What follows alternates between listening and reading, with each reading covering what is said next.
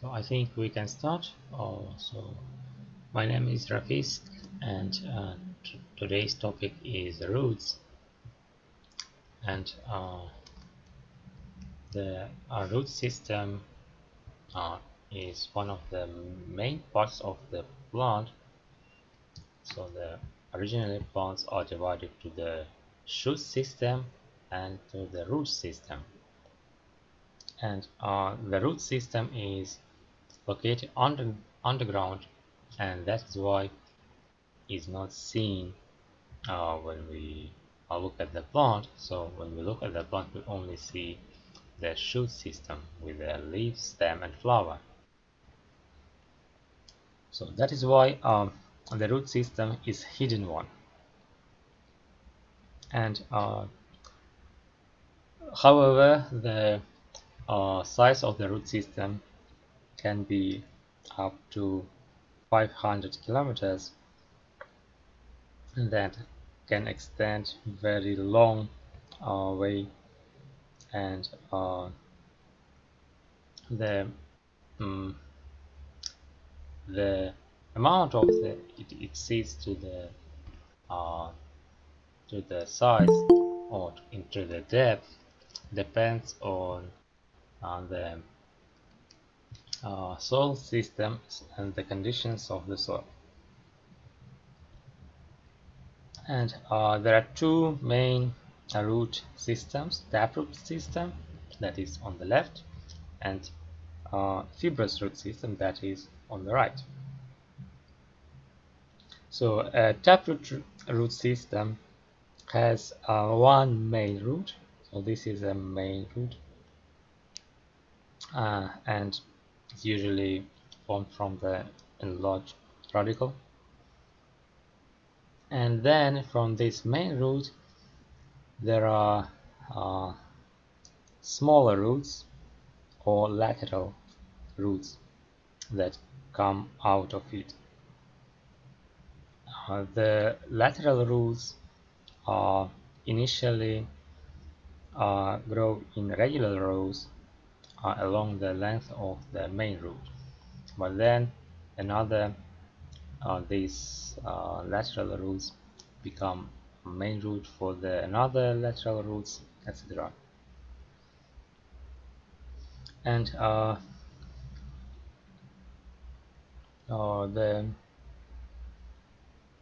the fibrous root system uh, has many roots of the same size, and they develop at the end of the stem. And this fibrous root system is usually seen in the plants where the uh, embryonic root is short-lived. And initially, roots originate from the base of the embryonic root and later from the stem tissue. Because uh, because roots arise from pre-existing roots, but from the stem, they are called adventitious roots. So adventitious roots usually located at unusual locations, such as on a stem or buds that develop on roots. So the examples of the taproot system are like most trees, and also erotic herbs, and then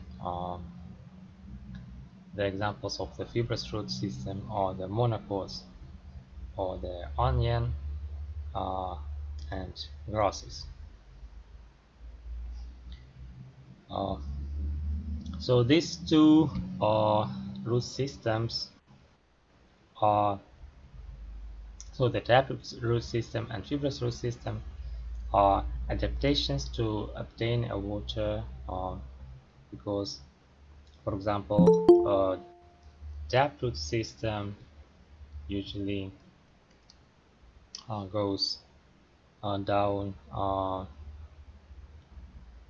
into the soil to obtain a deep underwater, and fibrous root system that usually close to the surface are adapted to obtain rainwater from the large area that drains into the soil.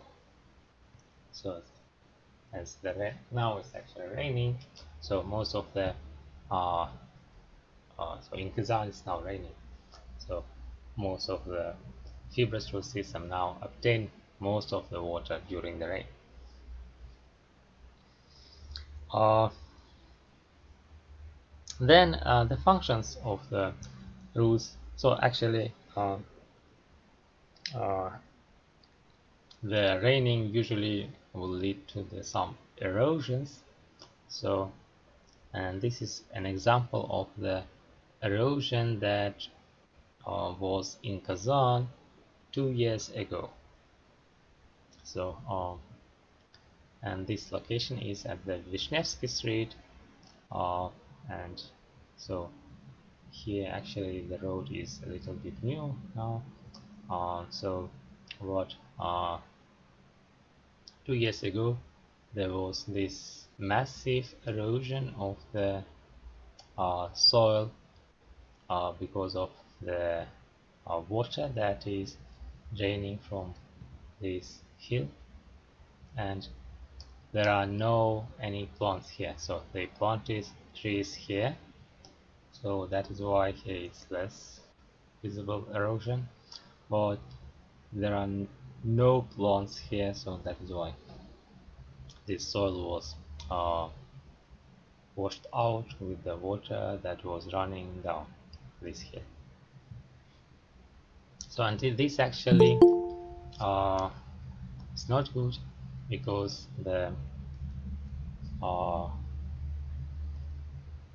the upper part of the soil will be removed with the water, and this is most a valuable part of the soil uh, that allows growth to the plants, and actually erosion of the soil is a great problem, and uh, it damages the valuable resource that gives us the food, and uh, the water just washes away the soil from the land, and then the wind will loosen the soil and blow it away. So like this part will dry, and then the wind will blow it away uh, with the together with the valuable resources, and so this causes much damage to the soil, and this decreases the fertility of the soil because the essential minerals and organic matter that are part of the soil are removed, and then the productivity of agricultural lands decreases, and then uh, this those part of the soil that is uh, gone with the wind then uh, goes into the rivers and lakes and decreases the water quality, and also uh, makes the fish to uh, decreases the fish amount, and then if these pots that are gone with the wind have pesticides and fertilizer residues, they and they usually do, because yeah, actually grass is artificially grown, and also they pollute the water. So Usually, the plants limit soil erosion because leaves and stems protect from the rainfall, and roots help to hold the soil in place. So like here, for example, there are trees that hold the soil in place. That is why there is no erosion here or here, for example, the same. There are trees and they have roots that grow further in here. And here there are also trees, but here there are no trees because they built uh, some protection from the waterfall, that is from uh, the solid material, but it's not effective because it doesn't have roots. And uh,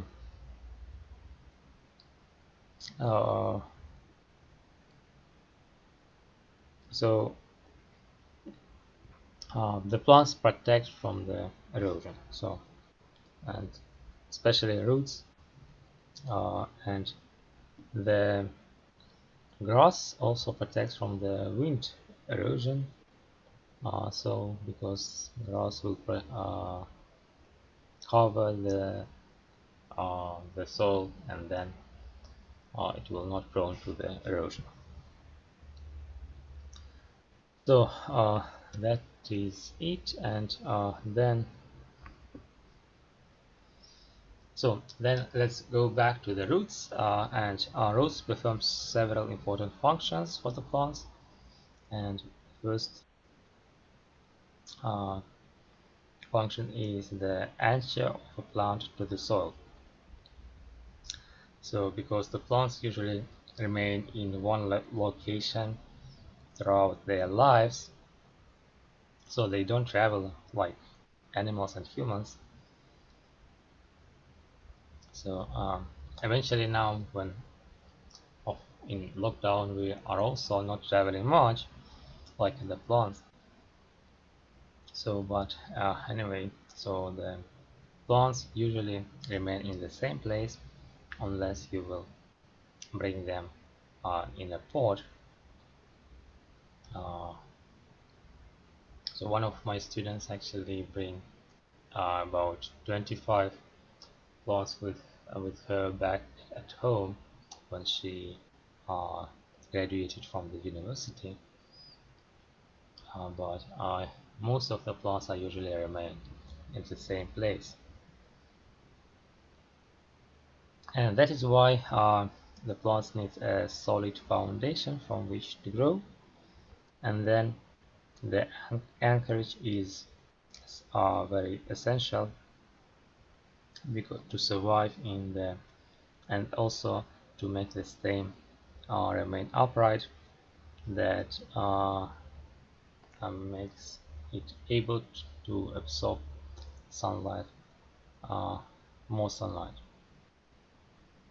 So the second function, the roots absorb water and dissolved minerals such as the phosphates, sulfates, and nitrates, and these minerals are important organic molecules that are transported into the xylem through the xylem that is actually also in the roots and stems and leaves. And the third function is a storage. So this is actually uh, uh, the beets. So these beets are storing sugar. So and they are used to produce sugar because the carbohydrates that are produced in the leaves by photosynthesis are transported by the phloem into the roots for the storage. Uh, Usually they are stored as a sugar or starch. And for example, carrot roots have extensive phloem for this purpose. And also roots use some photosynthetic products for their own respiratory needs. And both root systems, taproot, like for example beets here, so this is a overgrowth taproot, carrots, radishes, and turnips, or even fibrous roots like sweet potatoes may have modifiers for storing food. So sweet potatoes have a special enlargements at the end of the fibrous roots. And storage taproots are usually biennials. Uh, so and they usually first year they usually store sugar in modified roots, and the food is absorbed in the root during the first year growth, and the next year they use that to reproduce during the second year growth. And other plants like those living in Egypt, like in dry regions, uh, have storage rules to store water. For example, in Sahara, uh, most of the time there is no rain, and during the rain season, when it's like about 2 weeks, plants will store the water, uh, so they can survive during the uh, under the hot sun. And in certain species, the roots are modified to function for anchorage, absorption, conduction, and storage. Uh, so, and they can also perform some additional functions. So the roots. So this is a root cap under the microscope, and roots are adapted to the soil environment, and they have special structures like a root cap. So like this is root cap, and these are root hairs. So uh, and each root tip is covered by a root cap. So this is a root cap that is a protective tissue made from the many cells that are thick and cover the apical meristem. So this is apical meristem. As the root grows, uh, it pushes itself through the soil, and parenchyma cells of the root cap are sloughed off by the frictional resistance of the soil particles and are replaced by new cells formed by the root apical meristem. Also, the root cap apical um, uh, so the root cap cells secrete the lubricating polysaccharides to reduce the friction to be able to pass the hard soil. And the root cap also orienting the root so that it grows downwards. So it feels uh, the gravity, and when a root cap is removed uh, in the lap, and the root apical meristem will grow another root cap. Uh, but before the root cap is grown, the root cannot feel uh, the gravity for the growth, so it will grow not downside but any other side. The root hair is the unicellular extensions of the epidermis. So this is epidermis, and and root hairs form continuously in the root or two, and they replace the cells that are dying. So each root hair is usually short, not less than 1 centimeter. But there are many of these. So, like here, you see the hair covers all the roots. There are thousands of hairs. So, the root hair increase the absorption surface, and that increases the contact with the soil, so that it allows uh, to absorb more water, and uh, also the soil particles are coated with a uh, microscopically thin layer of water, in which inorganic minerals are dissolved, and the root hair establish a contact with these particles that allows absorption of water and dissolved minerals. Uh, and um,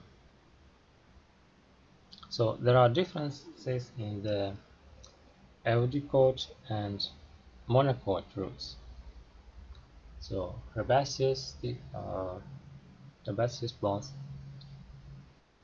have different structure of the roots. So and the common features of the roots of monocots and eudicots is a epidermis that protects the outer layers of the cell, that protects the uh, uh, a cortex for and then it also have a cortex for storage of starch and other organic molecules. So here epidermis, this is epidermis that protects the one layer protection. Then this is a cortex. So, and then at the center there is a stella. Uh, so, and this is actually the structure of the uh, eudicot root. So, eudicot roots are usually taproot system. So, and most of the root is a cortex. So cortex that actually uh, for storage. So these grains are the starch that is stored in the cortex. So if we look at the uh, central core, so this stella, if we increase stela, then you can see these. These are the cortex cells, and they are filled with the amyloplasts. Uh, that is the storage tissue. Then uh,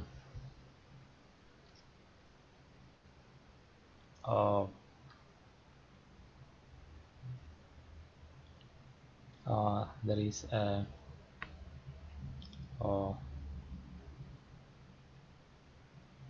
uh, endodermis, and endodermis cells make one ring around the stela, uh, and uh, and also the cortex is actually mostly consists of the parenchyma cells, and they also have a supporting collenchyma cells, and sometimes also sclerenchyma cells that usually develop with the age, but they are not shown here.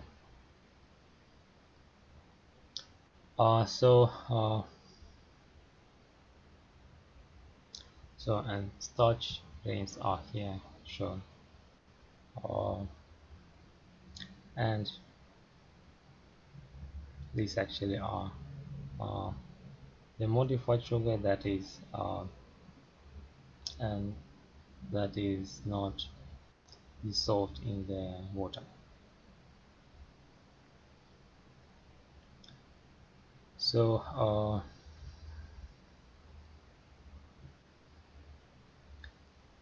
then the inner layer of uh,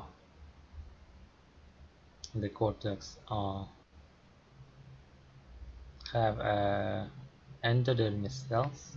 So endodermis cells cover uh, and these cells control the water and dissolved minerals movement into the root center. So here in the center we see a xylem and phloem here. So this endodermis controls the movement of water in and out. Um, and endodermis cells are fitted snugly against each other, and each cell has a special bandage-like region called a sparring stripe. So this is actually the schematic of the root. So this is epidermis, then cortex, and stela. So and if you look increased, so this is the endodermis cells, and these are sparring stripe.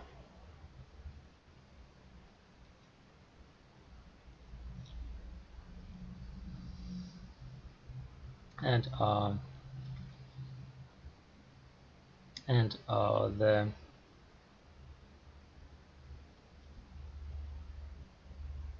Casparin syrup contain suberin, that is a fatty material that is waterproof. So this blue here is a suberin, and it prevents the water flow between the cells.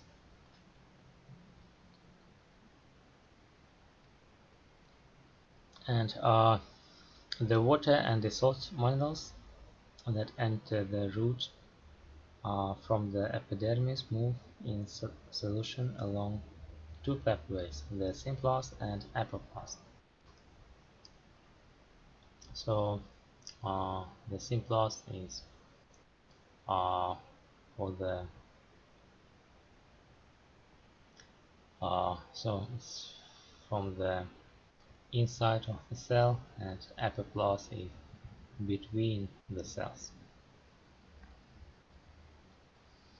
The symplast uh, is a living has a living cytoplasm, and they are connected from one cell to the next cell by cytoplasmic connections called plasmodesmata. So here there are connections between the cells called plasmodesmata,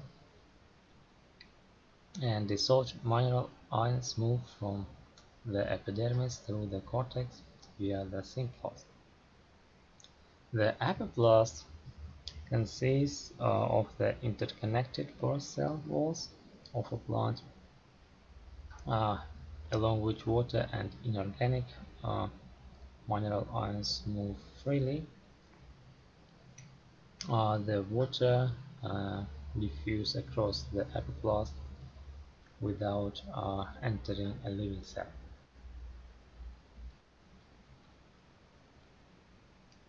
Uh, until the endodermis is reached, most of the water and the source minerals have traveled along the apiplast, and that is why they don't pass through a plasma membrane uh, or enter the cytoplasm of the root cell.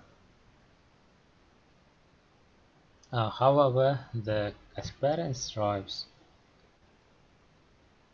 uh, prevent water and minerals from continuing to move along the cell walls. So that is why to pass further into the root, they must move from the cell walls into the cytoplasm of the endodermal cells. So then water enters the endodermal cells by osmosis, and minerals enter by passing through the carrier proteins in their plasma membranes. This way the endodermis controls what kind of dissolved minerals and how much are moved from the soil into the vascular tissue of the root. Uh, at the center of the eugicot root, there is a cylinder of vascular tissues known as a stela, uh, and so this is a stela cross-like, and here also a stela. The outermost layer of the stela is a single layer of cells called pericycle, which is just inside the endodermis. The pericycle, which is composed of parenchyma cells that remains merismatic, gives rise to the lateral roots. So lateral roots are actually originate from this pericycle, uh, and the uh, lateral roots originates when the pericycle starts dividing, and when it grows it pushes uh, the other root tissues like endodermis, epidermis, and cortex, and then it enters the soil. Each lateral root has all the structures and features of the root system, like root cap, root cast, and epidermis, cortex, endodermis, pericycle, xylem, and phloem. And pericycle also can form a lateral meristem that produce secondary growth in woody roots. It's not shown here, we will discuss them when we will uh, uh, next classes when we will talk about the trees. The xylem, that is the most central part of the tissue, so these large cells are xylem. Uh, they usually have two, three, or four extensions or xylem arms. So here there are four xylem arms, and phloem is located in the patches between the xylem arms. So this is the phloem here, here, here, and here. The xylem and phloem of the roots have the same functions and kinds of cells as the rest of the plant. So they have triads and vessel elements for xylem that conduct water and minerals, and sieve tube elements for the phloem that conducts carbohydrates, usually uh, sugar. After passing through the endodermal cells, water enters the root xylem, uh, and so passes here, here, here, and then endodermis, then enters the xylem. And then uh, the so this is a horizontal movement, and then by the xylem it will start vertical movement. So usually upward uh, uh, from the roots xylem into the stem xylem, and then to the leaves xylem. Uh,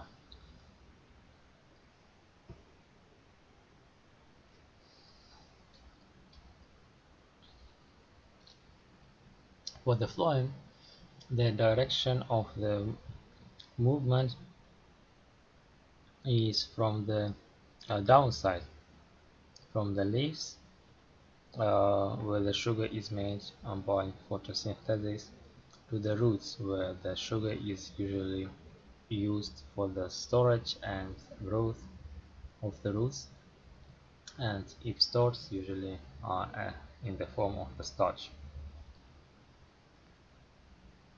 Uh, Also, the sugar can be moved from the roots upwards to the stem and leaves when the uh, plant needs the stored uh, sugar to be consumed. So, and the uh, in the woody plants, there is a vascular cambium that gives rise to the secondary tissues uh, that are that is sand. So the cambium is actually sandwiched between the xylem and phloem. So, and the primary eudicot root lacks a pith, ground tissue found in centers of many stems and roots. So then let's move to the monocot roots. So the monocot roots are uh, have the same structure like eudicot roots. So and this is structure of the green briar root, and uh,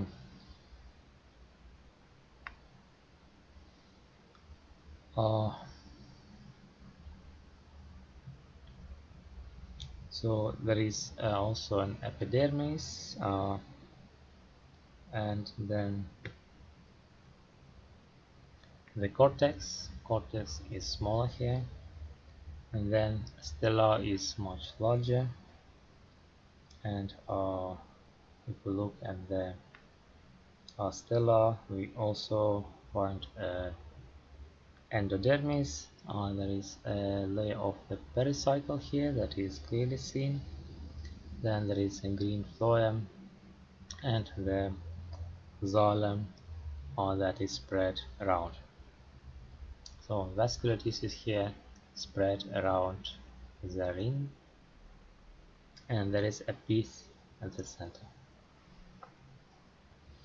So this is a more monocot root. Uh, so there is no uh, uh, xylem in the center. The xylem is spread around, and phloem also spread around. So so they are arranged in a circle, and in the center there is a piece with the parenchyma cells.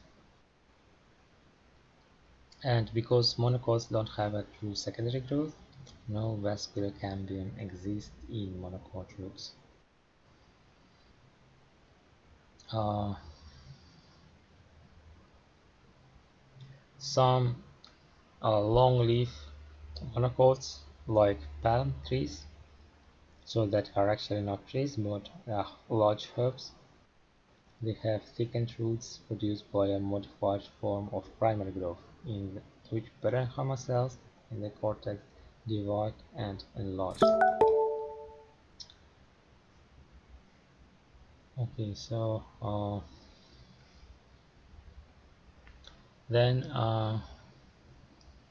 so actually here this is the uh, enlargement of this part. So if we look here, this is actually the cortex, the endodermis, pericycle, phloem, and xylem. So, and there are also the modified roots, like for example buttress roots. Buttress are actually someone is joining at the end of the lecture, Mohammed. So these are uh, modified roots that uh, with some unusual functions. So for example, these pot roots are usually seen in rainforests, and they support trees in shallow wet soil. So so this particular one is Australian banyan roots, uh, buttress roots. Uh, the Latin name is Ficus macrophylla. So these are the modified roots, and these are also the pneumatotrophic uh, that these are the white mangrove, that is another organism that produces pencil-like wooden nematodes that provide oxygen for roots buried in anaerobic mud. So because this soil is covered with the water, so that is why, and these uh, pencil-like extensions will give air to the roots. And there are also the mycorrhizas. So this is a tree in Arizona that is invaded with the uh, mistletoe, that is a parasitic shrub that obtains water and dissolved minerals from the host of the trees. So this is the way the parasite will branch with the root penetrating the wood uh, and taking the water minerals. And also there are contractile roots that so this is onion roots that actually uh, produce combs. They have contractile roots that lose much of their length as the root cells shorten and broaden. Uh, and that makes the pushes the uh, comb or bob deeper and deeper to to for the optimal depth in the soil. So this is actually the onion that is very common uh, in, in the kitchen, and also the mycorrhiza that is enhances the plant's growth by providing essential minerals to the roots. And you can see here a fungal gypte. Uh, so this is a fungal gypte that this endomycorrhiza, and this is the fungi penetrating the root cells of the cortex to aid in delivering and receiving nutrition. So that is colonized in most vascular plant species. So I think that is all for today. Thank you for attending the lecture. And see you uh, in 2 weeks at the lecture. Thank you. Have a nice day. Goodbye. Thank you, Thank you doctor. too, Ashraf, Nice. and uh, Thank you, doctor. my sincere congratulations to your post birthday. Thank you. Thank you very much. Yes.